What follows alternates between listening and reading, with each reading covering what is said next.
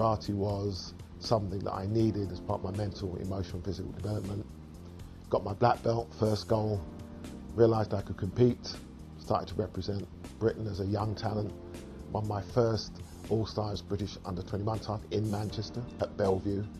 The career, I suppose, went at a pace, not likely to possibly be selected as a senior, challenging the authority on the basis of what I felt fighters should have: 82 World Championships, a selection, 5 world titles over the 80s, and during the 80s at Britain's most dominant period of martial arts as a whole.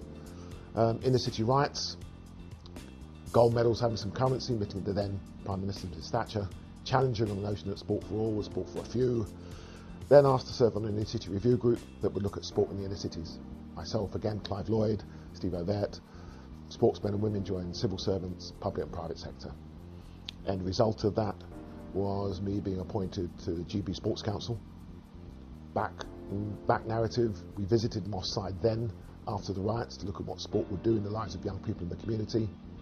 I then joined GB Sports Council.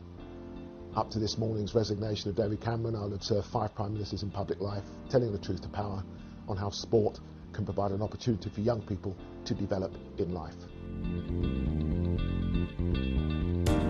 In 1991, I moved to Manchester on my way to Hollywood. Don't ask me what happened.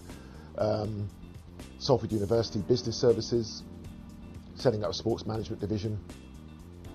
Manchester 2000 Olympic bid, shooting a 14-year-old schoolboy, Benji Stanley.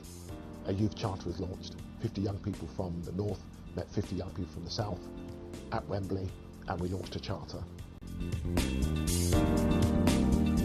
From then to present, it's been about projects, programs of both prevention and intervention, using sport, culture and arts, and now digital to engage young people, equip them with life skills, life potential, life resilience, and then thirdly to empower them with further higher education, employability or enterprise. 23 years old this year, we are now in a 10-year cycle of what was the bidding, hosting and legacy of our work in young people and communities, locally, nationally and internationally. We're a United Nations NGO, and since London 2012, we've been aiming to deliver the pledge of inspiring a generation, and we'll be presenting our proposals in September, once these games in Rio have ended, to make sure that there is a social, cultural and genuine legacy opportunity for all. We saw, especially in the digital age over the last 10 years, how lives are being transformed every single day with the digital age. So, for example, the women of Darfur are no longer attacked as they go to collect water every day because they have second-hand smartphones that can act as a form of self-defense.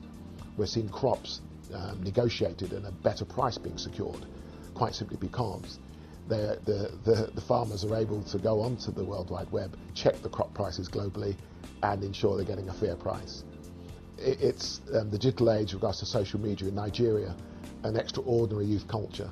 And finally, last year, we saw South Africa's post-apartheid generation challenge the South African government with a decision to see their educational costs rise, and within 48 hours a U-turn of the government, quite simply because social media created almost the equivalent of the 1976 Soweto uprisings in the 2015 equivalent with social media. So I think global youth culture, and I think the recognition of global youth culture who are using this medium to affect social, cultural and I think economic change, is why we believed that we needed to be able to engage, equip and inspire them through the medium that they were most comfortable with and I think most globally empowered to use. I think everybody interprets the Youth Charter philosophy in their own way. Inner city, suburban or rural, top, middle or bottom of this green and pleasant land.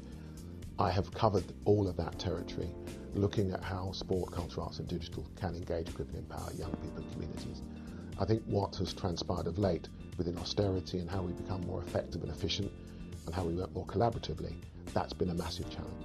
So what we did on the basis of a number of key documents and reports was to produce a community campus, which is inspired on the South African Ubuntu model of community spirit, uses the currency of the community and empowers them with, example, the ability to become social coaches.